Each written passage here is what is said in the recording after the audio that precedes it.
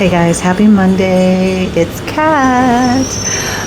Currently it is Stray Cat Style, but it may be changing to my new channel that I just started on YouTube, which is Cat's Culture Counter instead of Counterculture, Culture Counter. And I may change the name of this page to that.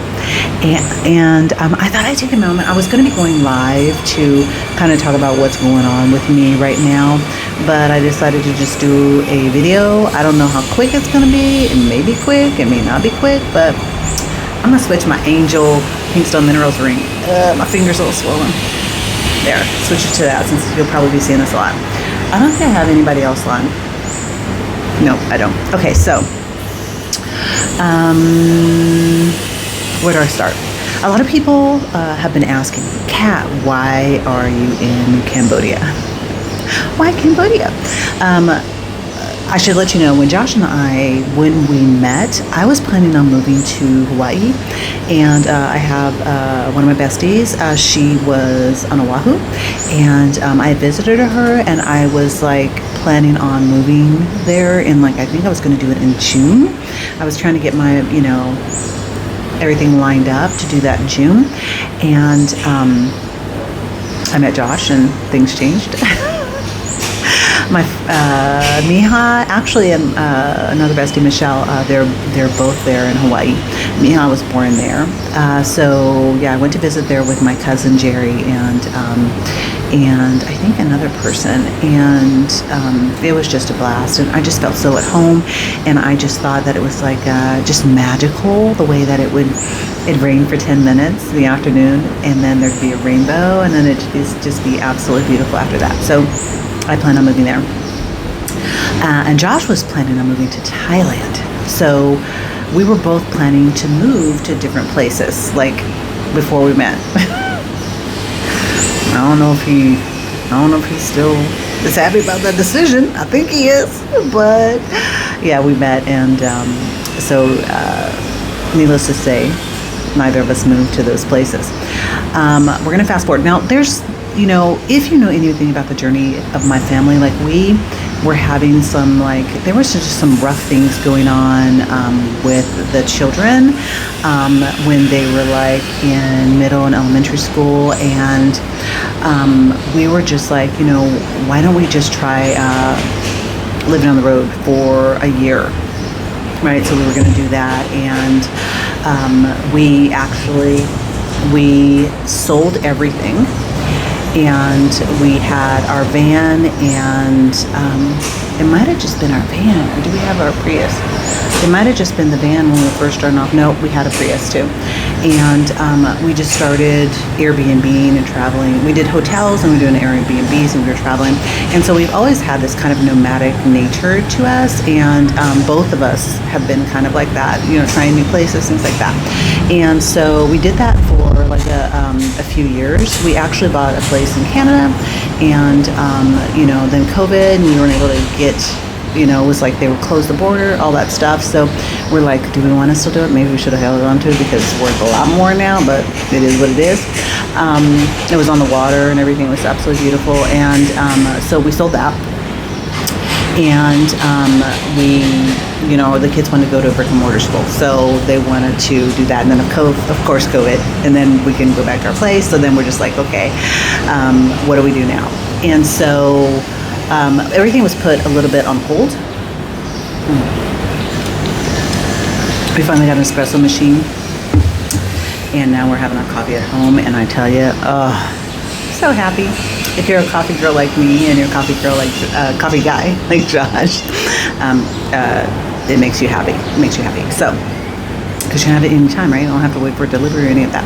So we were both we've always been nomadic, and we did the traveling with the kids, and we absolutely loved it. And for me, when they were doing the whole brick and mortar thing, I would have been more than happy to keep going on the road. If the kids didn't want to, if they wanted to just keep doing it, leave Canada and just kind of. We were in Buktush, New Brunswick. That's where we were. I would have kept traveling, but we came back, for the kids, and we got a house, and then Miles got into, we bought a house, and we were there for like, that's where some really crazy things happened. You know, I want to, just a side note, before it was like, okay, before it was like, oh, selling water while black, picnicking while black, barbecuing while black, shopping while black, all of that, we were experiencing a lot of the things that people were experiencing as we were traveling across the country, across Canada, all of that. It wasn't as bad in Canada as it was we were a little bit of a, you know, something in Canada, but definitely across the US. And, you know, we had some really scary situations that happened to us, but this was before, you know, everybody was recording and posting it. And I tell you, if we would have posted some of the things that happened to us, people would have been like, what? And we told people about it, and they're like, you know, they kind of were like, oh, it can't be that bad. And then you started seeing videos, everybody posting something, and everyone's like, that's bad. And it was really scary. It's like, you know, Josh would be like, don't open the door to, it was Eartha, it was a GMC, don't open the door to the RV when, you know, when you're making lunch with a knife, because something could happen. I could end up being shot or something like that. It was that crazy. So that's another story.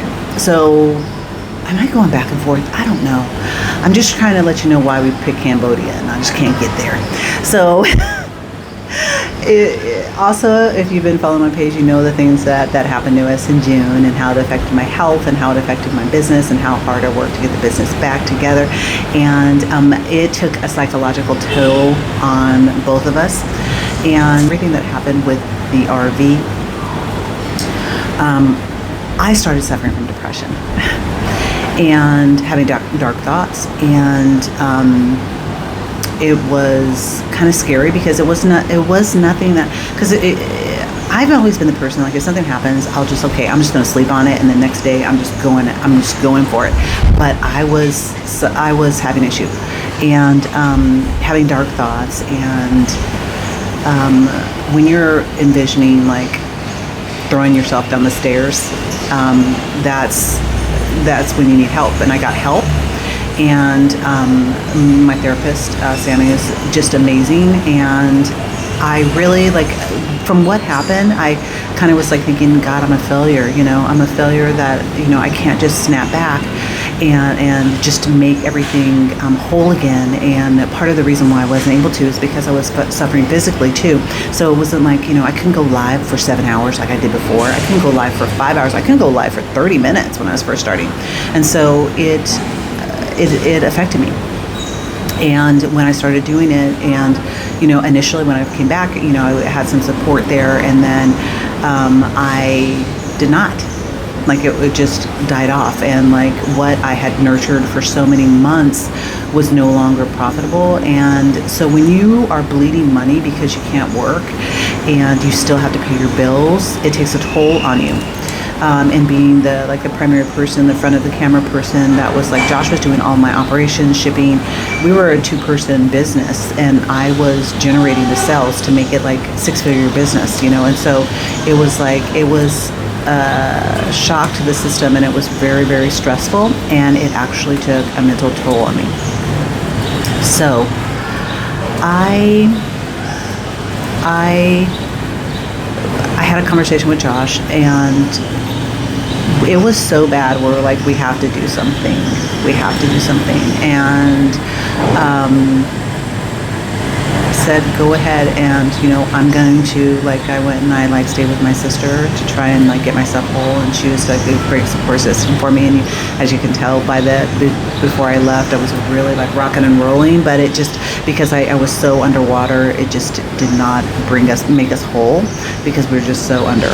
And so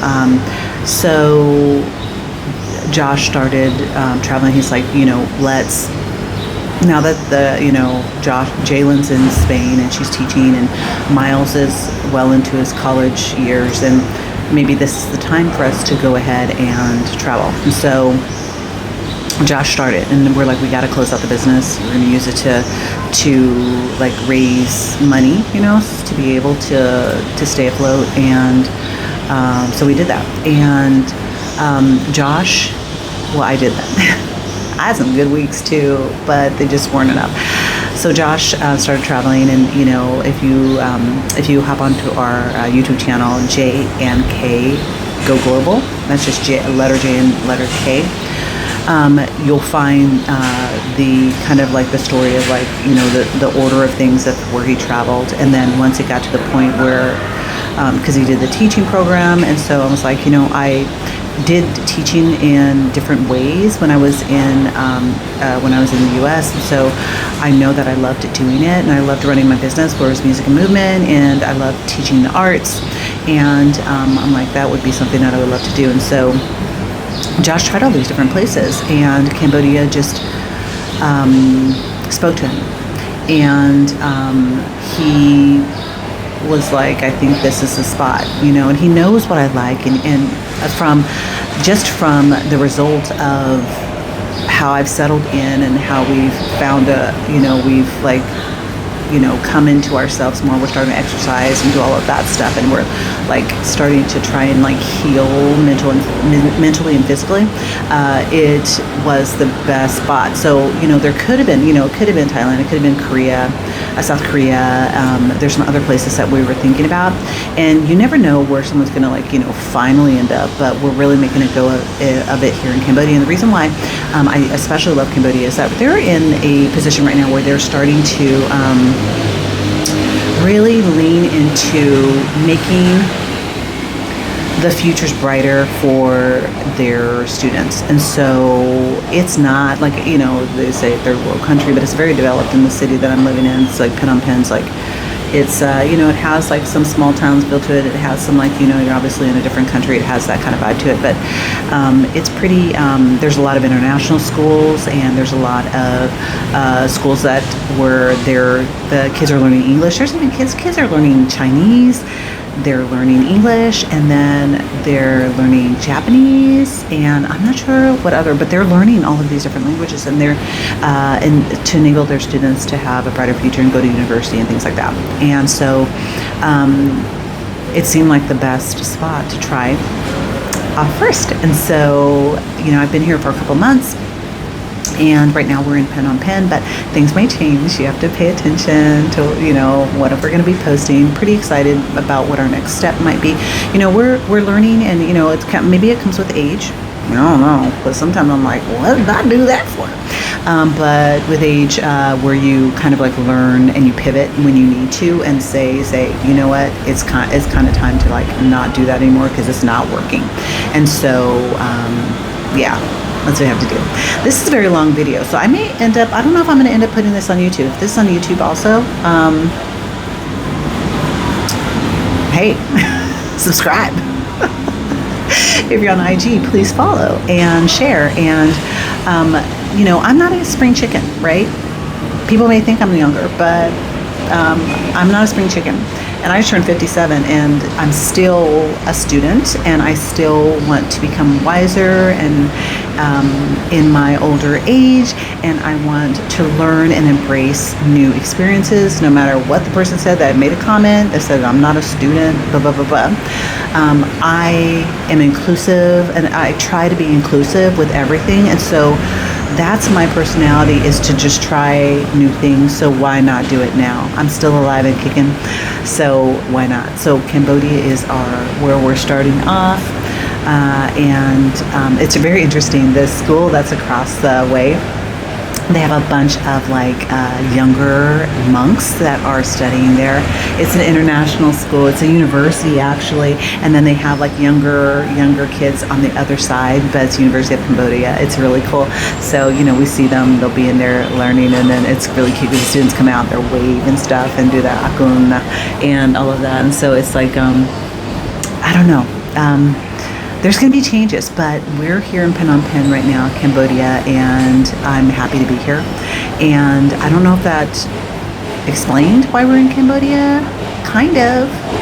But one thing about it is it's very, very welcoming. And I've said before, when a smile goes a long way, and you're riding in tuk-tuk and you make eye contact with a Khmer person, and you look at them and you smile, and they give you the brightest smile back.